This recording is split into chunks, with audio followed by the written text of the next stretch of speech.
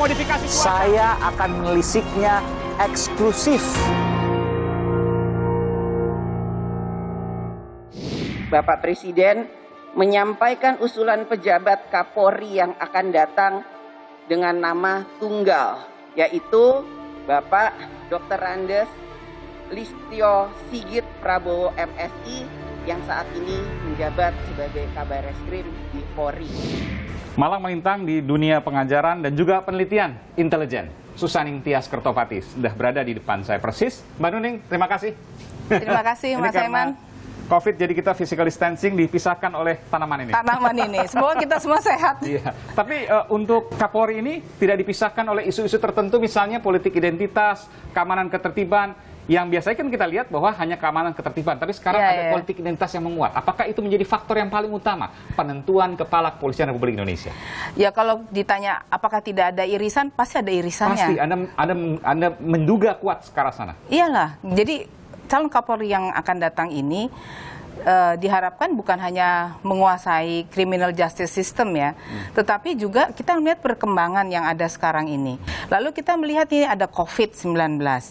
Kita tidak bisa memilih seorang Kapolri yang tidak mau tahu dengan urusan COVID-19. Terus maksudnya apa? Kan bukan pengaman bukan kesehatannya, tetapi bagaimana menertibkan masyarakat, lalu kemudian membuat masyarakat itu juga patuh, lalu kemudian menjaga keamanan. Dan itu nggak mudah. Dan itu tidak mudah. Bisa menangkap apa yang Anda sampaikan karena 2 Kapolda dicopot karena kerumunan terkait COVID. Itu yang kemudian menjadi faktor utama. Tadi yang saya tanyakan bahwa Anda mengiyakan bahwa ada politik identitas. Ya, jadi kita bicara begini dulu ya, bahwa criminal justice system adalah suatu hal yang niscaya harus dikuasai oleh seorang calon Kapolri. Tetapi kalau kita lihat sekarang, perkembangan variasi daripada terorisme, radikalisme, itu variannya sudah macam-macam. Jadi memang harusnya seorang Kapolri mendatang ini betul-betul dapat mengenali politik identitas, intoleransi, dengan berbagai macam variannya. Jadi yang paling tinggi misalnya terorisme kemudian kelompok-kelompok kecil di bawah. Ada lagi Mas Aiman, yaitu narkoterorisme. Jadi mereka yang mungkin ditahan bersama-sama antara narkotik ya yang melakukan itu, lalu kemudian dengan teroris. Mereka saling belajar. Narkoba dengan terorisme? Nah, iya, narkoterorisme itu di negara lain sudah menjadi satu atensi. Jadi bagaimana kaitan ke narkoba dan terorisme? Terorisme kan kalau kita lihat sekarang pembiayaan terorisme juga uangnya juga berasal dari jual beli narkoba tersebut. Ada keterkaitan. Nah, itu seorang calon Kapolri ke depan jangan sampai abai terhadap hal itu. Dan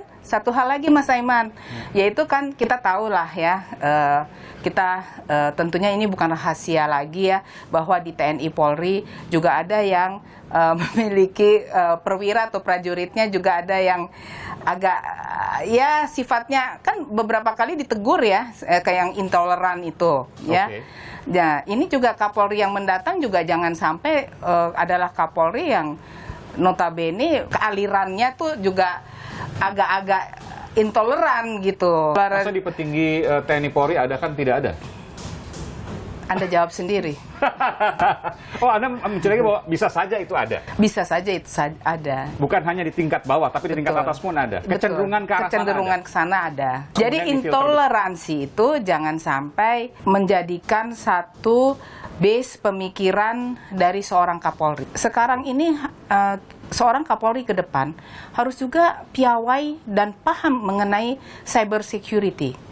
Karena peretasan cyber dan lain sebagainya, dan bagaimana anggota Polri itu menguasai undang-undang ITE sampai ke tingkat bawah. Nah, itu harus betul-betul ditingkatkan keniscayaan, karena kan selama ini apabila ada pelanggaran ITE akhirnya orangnya juga lepas-lepas aja kan, tidak ada sanksi dan lain sebagainya, makanya orang nggak ada yang kapok gitu. Itu kita bicara soal global, transnasional, internasional. Bagaimana kemudian dengan politik lokal yang kemudian akan bisa membesar? Saya sebut saja misalnya 2022. Sekarang tidak ada pilkada, tapi kemudian akan dimunculkan nanti pilkada. Ketika nanti misalnya pilkada ada, maka ini menjadi sebuah pertaruhan yang luar biasa karena untuk menuju ke 2024. Apakah itu juga akan dipikirkan oleh Pak Jokowi yang akan memilih Kapolri nantinya? Harus dipikirkan. Harus dipikirkan. Iya, harus dipikirkan. Anda melihat bahwa itu juga merupakan sebuah tantangan 2022 itu? Iya, karena seorang Kapolri itu tidak boleh berpolitik, tetapi harus paham politik. Bagaimana? Tidak boleh berpolitik, tapi harus paham politik. Iya, harus paham. Harus bisa membaca. Harus bisa membaca. Dan ancaman kita ke depan juga bukan semakin kecil, semakin besar, gitu. Ini selalu kemudian dikaitkan antara politik lokal di dalam negeri, tapi yang bisa kemudian terkait dengan politik internasional. Sangat. Dan itu semua terkait, Anda mengatakan itu? Ya tidak semua, tetapi bisa saja terkait. Termasuk gitu. juga nanti 2022, pemilu 2024 bisa jadi kemudian bermuara pada politik internasional. Bisa saja. Perang antara Amerika dengan Tiongkok misalnya. Ya itu makanya kan perang ke depan nanti adalah perang hibrida. Perangnya itu bukan perang konvensional yang bedil-bedilan lah katakan, tetapi perangnya itu melakukan misalnya pertasan cyber dan lain sebagainya, lalu dengan nubika, nuklir, biologi, kimia. Nah itu gimana polisi dalam menghadapi hal ini gitu. Ya. Dan itu semua harus dibaca oleh calon Kapolri yang baru, siapapun nanti, yang kemudian akan dilakukan fit and proper test oleh DPR. Iya, tentunya. Dan saya mengharapkan sekali bahwa Kapolri yang akan datang, Kapolri yang juga punya cara komunikasi yang baik. Cara komunikasi yang baik itu akan menyebabkan polisi itu lebih acceptable di tengah masyarakat. Masyarakat juga merasa aman, nyaman memiliki seorang Kapolri yang Anda seperti mengatakan itu. tidak boleh tangan besi, tapi tidak boleh juga lunak. Iya dong. Terima kasih Mbak Nuning, terima kasih atas informasinya, ini luar biasa. Informasi dari dosen, pengajar, malam lintang di dunia intelijen dan sekarang menjadi peneliti intelijen, Susaning Tias Kertopati. Mbak Nuning, terima kasih. Terima kasih, selamat. Sehat selalu. Ya, siang.